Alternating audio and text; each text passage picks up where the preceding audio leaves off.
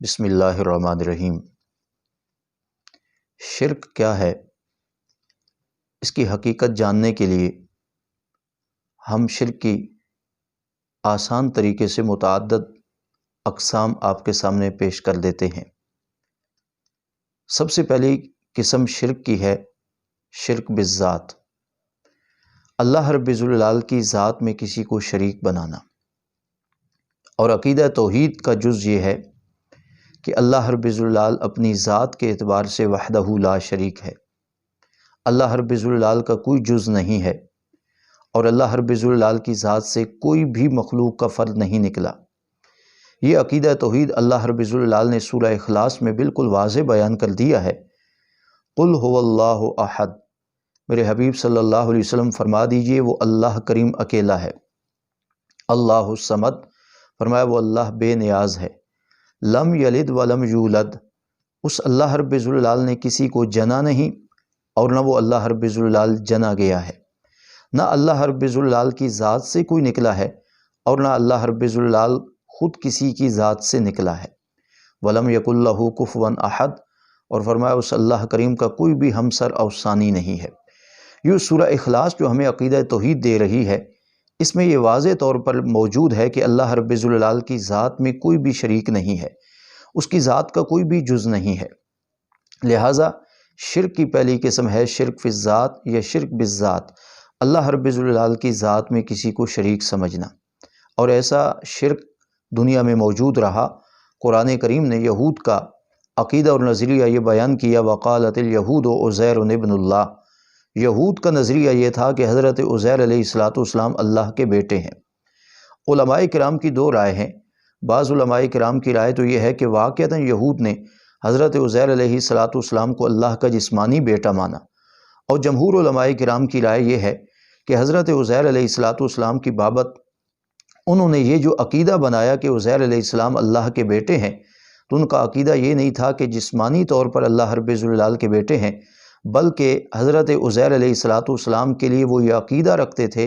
کہ جس طرح ایک باپ کو اپنے بیٹے کے ساتھ محبت اور عقیدت ہوتی ہے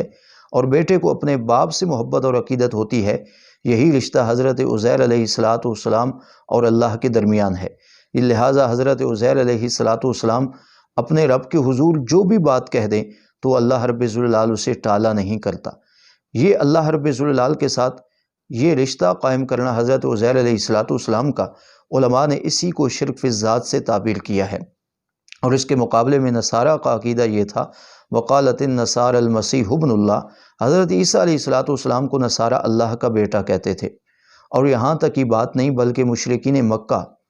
وہ آپ صلی اللہ علیہ وسلم کے جو مخاطب لوگ تھے، جنہوں نے رسول اللہ صلی اللہ علیہ وسلم کی بات کو ضد و عناد کی وجہ سے ٹھکرا دیا،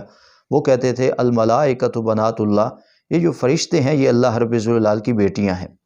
اور اسی طریقے سے قرآن کریم سورہ مائدہ میں یہود و نصارہ کا یہ مقولہ بھی مذکور ہے، نحن ابناء اللہ و احباؤہ، وہ کہتے تھے ہم بھی اللہ رب الجلال کے بیٹے ہیں۔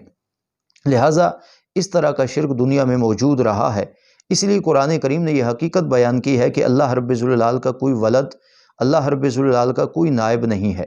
اللہ رب الجلال اس سلسلے سے پاک ہے۔ متخذ اللہ صاحبۃ ولا ولدا، اللہ رب الجلال نے نہ تو اپنی کوئی بیوی بنائی ہے اور نہ ہی اللہ رب الجلال کی کوئی اولاد ہے۔ لہٰذا قرآن کریم نے یہ حقیقت بیان کر دی ہے کہ اللہ رب الجلال کی ذات کا کوئی جز نہیں ہے اور اللہ کی ذات میں کوئی بھی شریک نہیں ہے۔ اب ہم موجودہ زمانے میں دیکھتے ہیں تو رسول اللہ صلی اللہ علیہ وسلم کی بابت ایک عقیدہ اور ایک نظریہ عوام الناس کو جو دیا جاتا ہے وہ یہ ہے کہ آپ صلی اللہ علیہ وسلم نور من نور اللہ ہے۔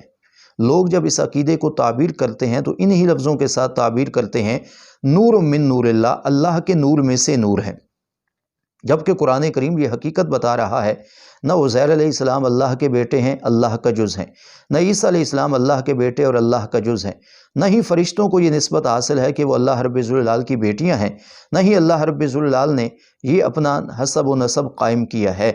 تو جس طرح اللہ رب الجلال وحدہ لا شریک ہے اپنی ذات میں، تو یقینی بات ہے اللہ رب الجلال کے نور سے بھی کوئی نور نہیں نکلا۔ لہٰذا رسول اللہ صلی اللہ علیہ وسلم کی ذات کی بابت یہ عقیدہ جو عوام الناس کو دیا جاتا ہے کہ آپ صلی اللہ علیہ وسلم بھی اللہ کے نور میں سے نور ہیں، یقیناً یہ بھی اللہ کی ذات میں شراکت ہے۔ اس لیے علماء کرام نے اس کو بھی شرک بالذات سے تعبیر کیا ہے۔ ہاں، رسول اللہ صلی اللہ علیہ وسلم کی جنس وہ جنس بشر ہے، اور آپ صلی اللہ علیہ وسلم انسانوں میں مبعوث ہوئے ہیں، اور آپ صلی اللہ علیہ وسلم افضل البشر ہیں، اعلی البشر ہیں۔ آپ صلی اللہ علیہ وسلم کی جنس تو یہی ہے، لیکن مقام اور مرتبہ اللہ رب الجلال نے آپ صلی اللہ علیہ وسلم کو نرالا عطا کیا ہے۔ بقول شیخ سعدی رحمۃ اللہ تعالی علیہ، بعد از خدا بزرگ توئی قصہ مختصر،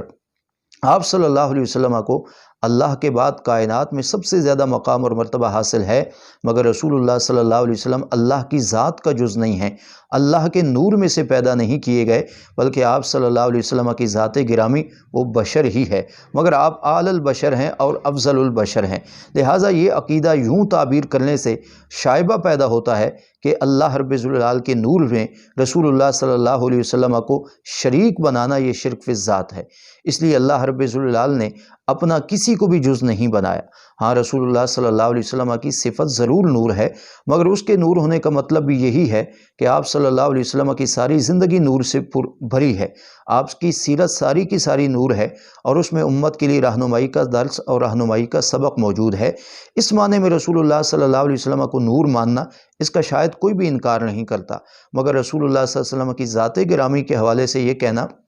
کہ اللہ کے نور میں سے نور جدا ہے، یہ عقیدہ ایسا ہی ہے جیسے یہود کا تھا، اور یہ ایسا ہی ہے جیسے نصارہ کا تھا کہ انہوں نے عزیر علیہ السلام اور عیسیٰ علیہ السلام کو اللہ کا جز مانا اور اللہ کا بیٹا کہا۔ قرآن کریم نے جہاں ان کے عقیدے کی تردید کی ہے، وہیں ضمناً یہ بھی ماخوذ ہو رہا ہے کہ کسی بھی رنگ میں اللہ رب الجلال کا جز ماننا یہ شرک بالذات ہوگا، اور اس کی تردید کرنا ضروری ہے۔ لہٰذا ہمیں چاہیے کہ ہم شرک کی اس حقیقت کو جانیں اور خود بھی اسے اجتناب کریں، اور دوسرے لوگوں تک بھی یہ دعوت پہنچائیں۔